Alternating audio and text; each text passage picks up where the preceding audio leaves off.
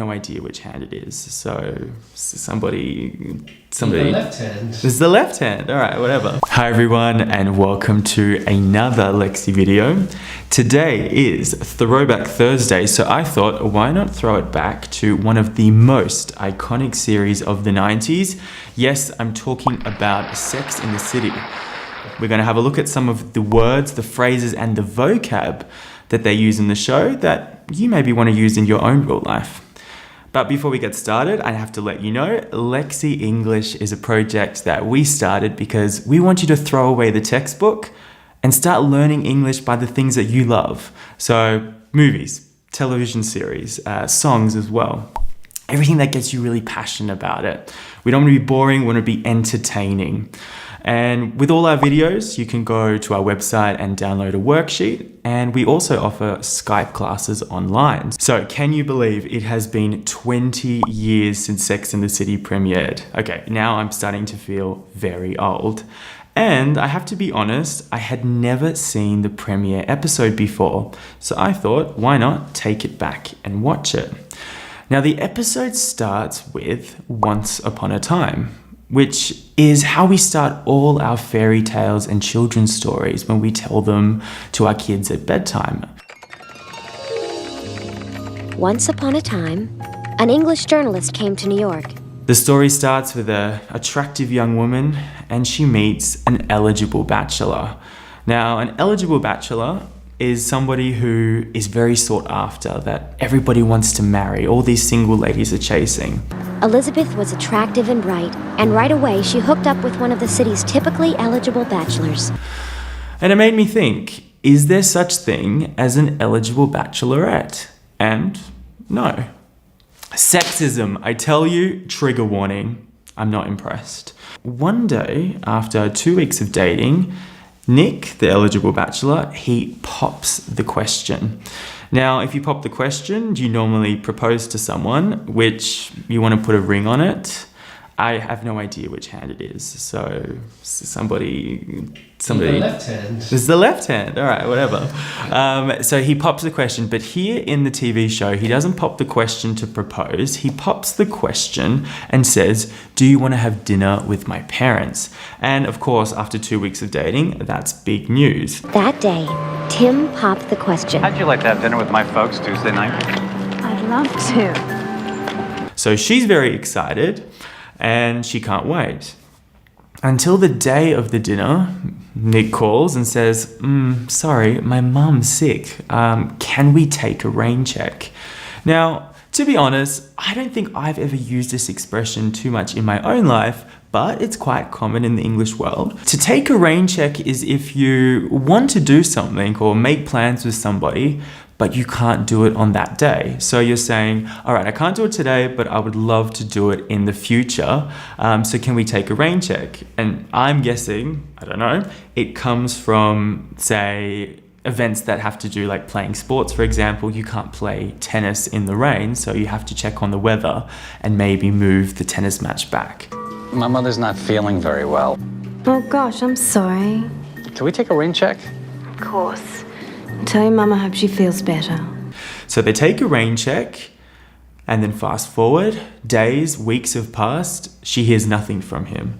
So she calls him back and she's very angry and she says, this has been a very long rain check, but she hears nothing. And this is a term that we use to say she's been ghosted. To ghost somebody is literally to fade away like a ghost. You never talk to them again, you just don't reply to their calls and messages. It's not a good feeling. People don't do it. I've been ghosted. It hurts. Anyway, moving on. As the story progresses, we start to see Carrie's life. And side note, this is not Carrie's apartment that we all know and love. This obviously is the pilot, the first episode of the whole series, and they've changed a few things around. But we start to meet Carrie's friends.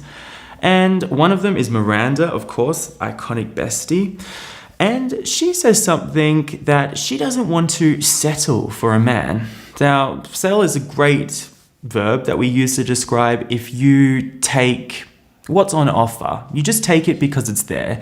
It's not everything that you wanted, but you're going to take it anyway. So, for example, you wanted to go on a date with somebody and you wanted to go to a romantic restaurant and go for drinks, but maybe you just settled on going for drinks instead and not going to the restaurant because the person couldn't afford it or whatever. By the time you reach your mid-30s, you think, why should I settle?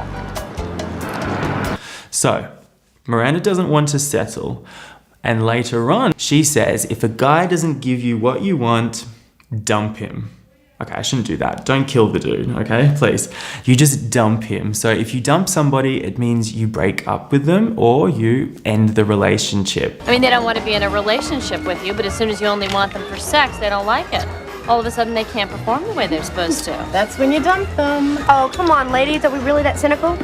Then, of course, we meet Charlotte, who has a completely different philosophy when it comes to dating.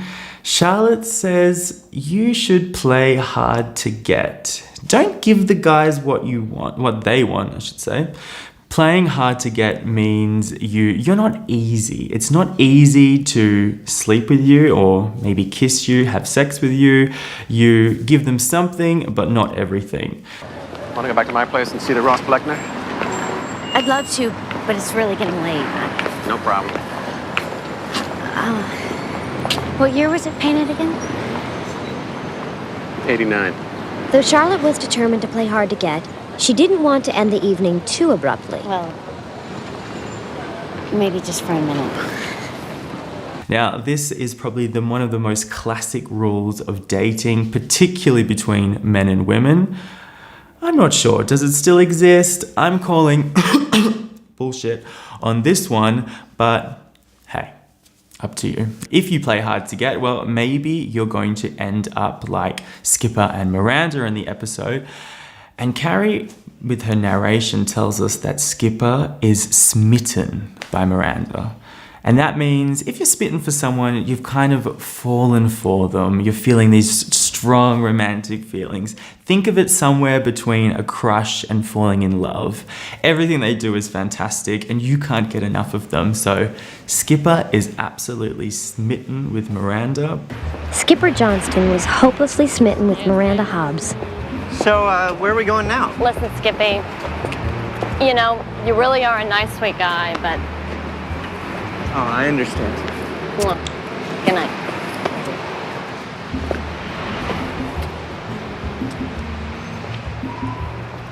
So that's it from me for today. So if you want to request a different series instead of Sex and the City, you can do so below in the comments. And don't forget, if you liked the video, click like, subscribe to our channel if you want to see more of us. And if you want to download the worksheet that you can do alongside the episode, you can go to lexionglish.com. So that's it from me. So remember, keep watching, keep binging, keep streaming, keep listening to everything and get out there and practice your English.